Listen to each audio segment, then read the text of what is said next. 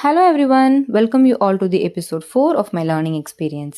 இன்னைக்கு எபிசோடுடைய title talent never goes unnoticed. நான் ஸ்கூல் படிக்கும் போது ஒரு ஆனுவல் டேல நான் ரொம்ப ஹைட்டாக இருக்கேன் அப்படின்னு சொல்லிட்டு நான் லாஸ்ட்ல என்ன நிற்க வச்சுருந்தாங்க.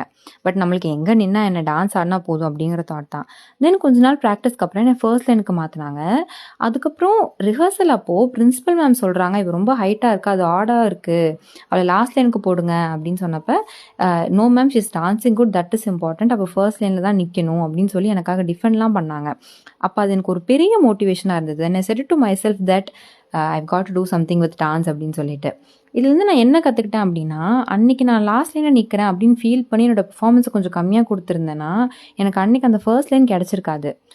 எப்போவுமே நம்ம மனசை சாட்டிஸ்ஃபை பண்ணுற மாதிரி நம்ம பெர்ஃபார்மன்ஸ் இருந்துச்சுன்னா நம்மளுக்கான ரெக்கக்னிஷன் ஆட்டோமேட்டிக்காகவே கிடைக்கும் அப்படிங்கிற லெசனை நான் கற்றுக்கிட்டேன். So that's it. Meet you all tomorrow in the next episode. Bye.